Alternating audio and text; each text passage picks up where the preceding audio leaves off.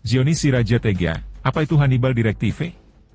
Kebijakan yang mengizinkan militer Israel membunuh prajurit dan warganya sendiri.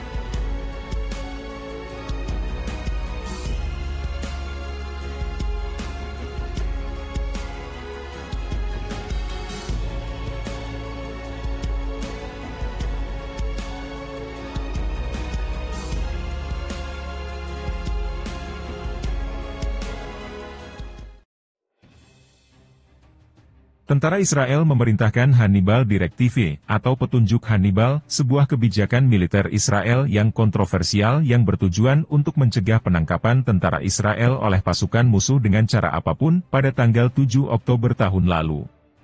Itu terungkap dalam laporan investigasi yang dilakukan oleh surat kabar Israel Haaretz. Dalam sebuah laporan pada hari Minggu, surat kabar tersebut, berdasarkan kesaksian tentara Israel dan perwira senior militer, mengatakan bahwa selama serangan Hamas yang belum pernah terjadi sebelumnya pada bulan Oktober lalu, tentara Israel mulai membuat keputusan dengan informasi yang terbatas dan tidak terverifikasi, dan mengeluarkan perintah bahwa, tidak ada satupun keputusan yang diambil. Pada titik ini, tentara Israel tidak menyadari besarnya penculikan di sepanjang perbatasan Gaza, namun mereka mengetahui bahwa banyak orang yang terlibat.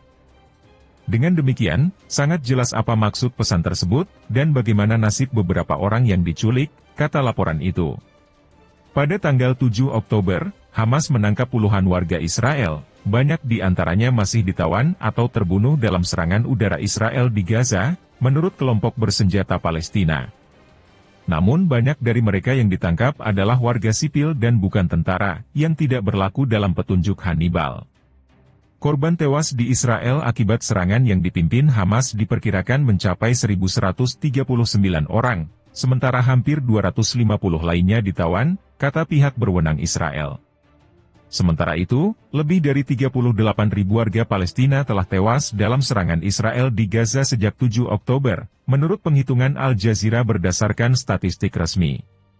Apa itu Hannibal Directive?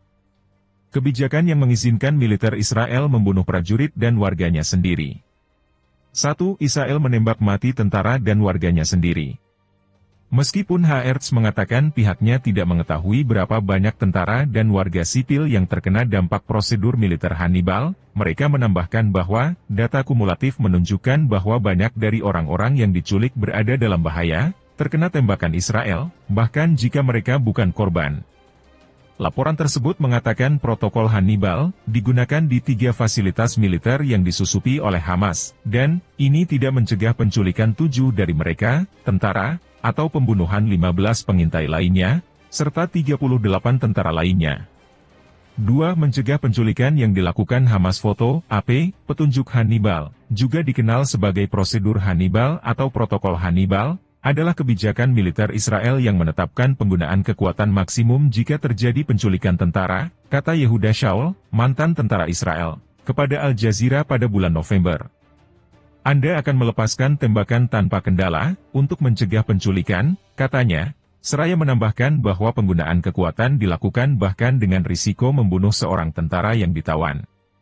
Selain menembaki para penculik, tentara juga dapat menembak di persimpangan, jalan raya, dan jalur lain yang mungkin dilalui oleh lawan yang diculik, tambah Shaul.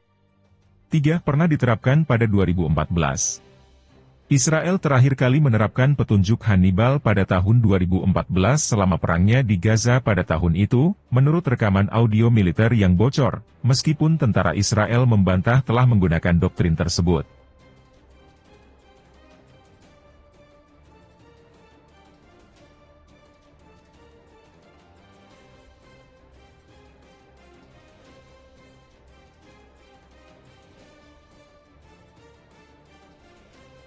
lusinan warga Palestina tewas dalam pemboman Israel yang terjadi setelahnya, memicu tuduhan kejahatan perang terhadap tentara Israel.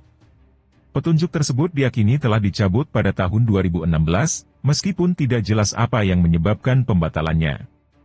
Sebuah laporan oleh Israel Pengawas Keuangan Negara juga merekomendasikan tentara untuk menghapus arahan tersebut karena adanya kritik yang diterima serta karena berbagai penafsiran oleh pihak militer. 4. Diterapkan pada 7 Oktober. Menurut penyelidikan Haaretz, sumber senior militer Israel juga mengkonfirmasi prosedur Hannibal dilakukan pada 7 Oktober. Sumber tersebut mengatakan penyelidikan pasca perang akan mengungkap siapa yang memberi perintah tersebut. Sementara itu, juru bicara militer Israel mengatakan kepada surat kabar tersebut bahwa tentara telah mulai melakukan penyelidikan internal terhadap apa yang terjadi pada 7 Oktober dan periode sebelumnya. Tujuan dari penyelidikan ini adalah untuk mempelajari dan mengambil pelajaran yang dapat digunakan dalam melanjutkan pertempuran. Ketika penyelidikan ini selesai, hasilnya akan disajikan kepada publik secara transparan, kata juru bicara tersebut, menurut surat kabar Israel.